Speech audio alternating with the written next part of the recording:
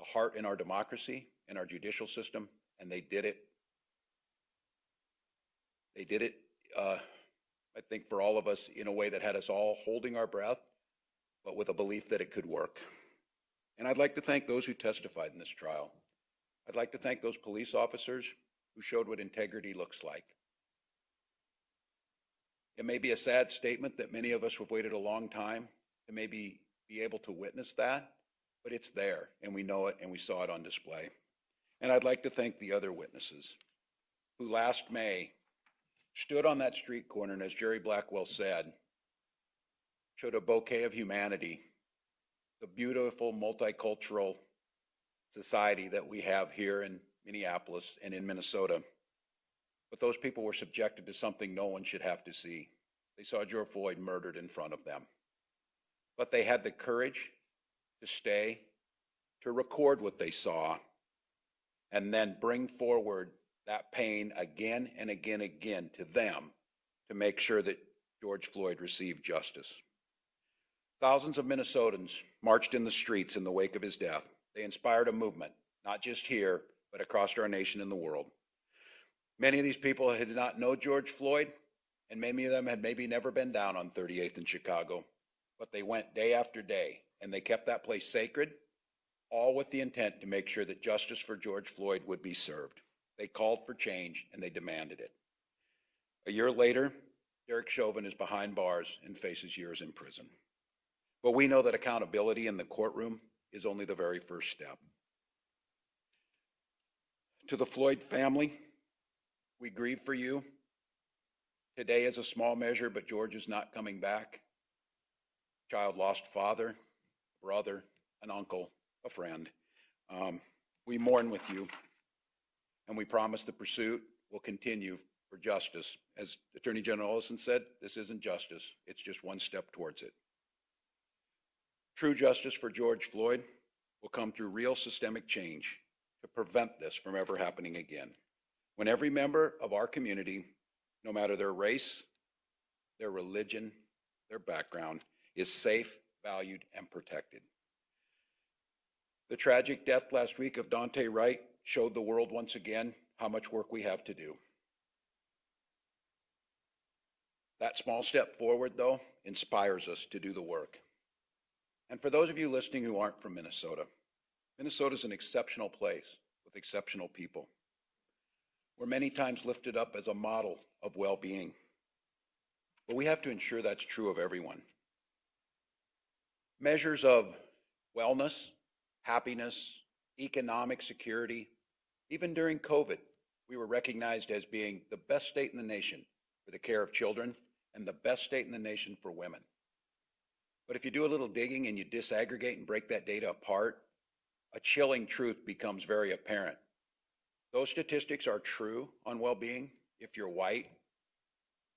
They're not only not true if you're black, it's exactly the opposite. The death of George Floyd was maybe an awakening for some Minnesotans to this hard truth, a truth that our communities of color have known their entire life. That inequity will not stand. That inequity will eventually bring the heartache and what you saw on 38th in Chicago, what you saw in Brooklyn Center, what I've said from this podium many times. It's not good enough to rank first in educational attainment for white children if we rank last for black children. It's not good enough that we have some of the best health outcomes in the country if that's only true if you're white. Not only is that not sustainable for communities of color, it is unsustainable for any society to have those types of inequities. We can't undo centuries of racism and bias in one night, but we can come together and ensure that Minnesota is the best place in the country for every child to succeed. We must make meaningful change at the state and federal level, and Minnesotans, we're going to need your help. You saw what happens when your voices are lifted up. You have the pledge of our administration to do everything we possibly can to put the priorities of lifting up equity in all aspects of life in Minnesota, starting with real reforms around policing and criminal justice, and to extend to educational opportunities, healthcare outcomes, home ownership, all of the things that make this state the best place to live, we need to take away that qualifier. It's not just the best place to live if you're white, it needs to be the best place ever. And George Floyd's death and our justice system's conviction of that murder gives us that small place to believe we can make the difference. Communities of color will not go on like this. Police officers will not go on like this. White communities in our state cannot go on like this. The only way forward is through systemic change. And I'm not naive, I've done this long enough. We'll be told there's not enough time, there's other priorities, it's difficult. For those listening across America, the unique part of our legislative body here is it's the only one in the country that one house is controlled by the Democrats and the other house is controlled by the Republicans, which gives us a golden opportunity to show that equity, decency, and humanity should know no political boundary.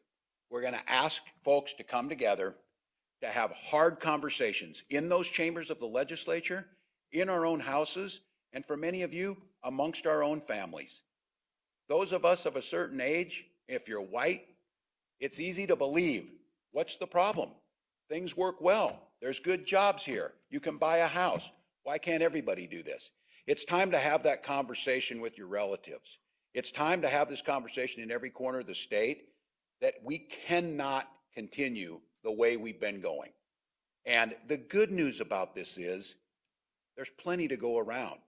We know what works. We need to start applying it. We need to make that commitment. So we have to rebuild, restore, and reimagine the relationship with law enforcement and the communities they serve. We must tackle racial inequities in every corner of our society, from health to home ownership to education, and we have to do it finding that common humanity. I know that the people of goodwill across this state and across this country know that what you saw today could and needs to be a pivotal moment in race and equity and decency across this country. And I said it back in May that we're not going to get another chance to do this. This is our moment. And for those of you who have seen Minnesota, and as the governor of Minnesota, it breaks my heart, but my pledge is to make it better. This is a great state with great people, and it's now our time to show that means every single person.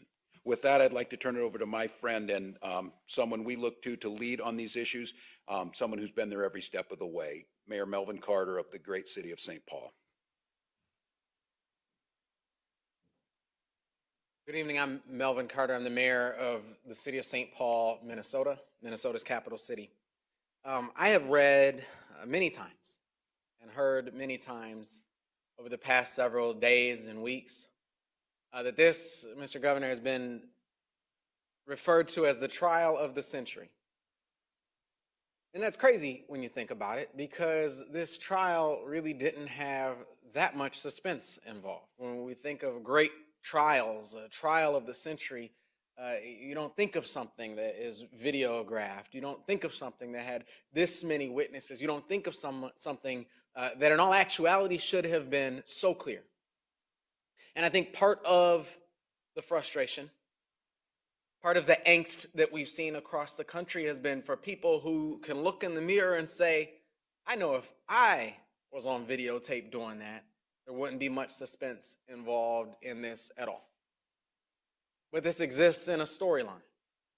It exists in the storyline, in the same storyline as Philando Castile, who is a member of our St. Paul community, who was shot to death in front of his 4-year-old daughter.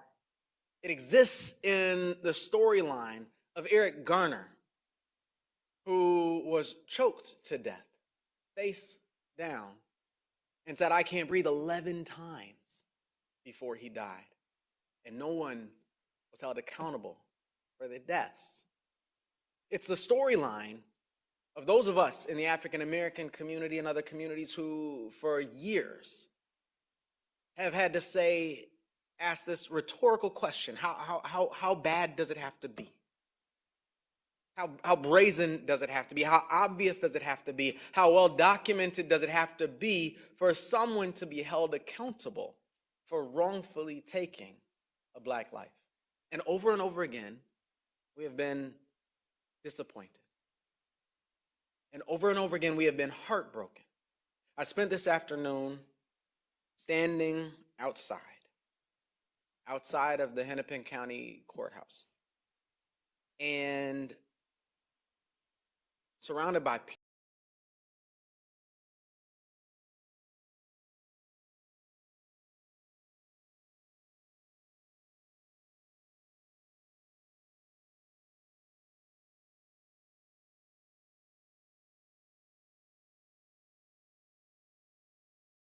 Back from realizing our full potential. We are all a part of George Floyd's legacy, and our job now is to honor it and to honor him. Thank you. And now it is my great honor to introduce the President of the United States, Joe Biden.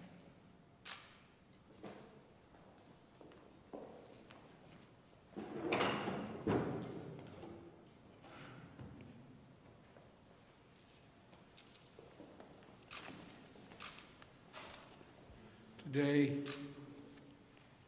a jury in Minnesota found former Minneapolis police officer Derek Chauvin guilty on all counts in the murder of George Floyd last May.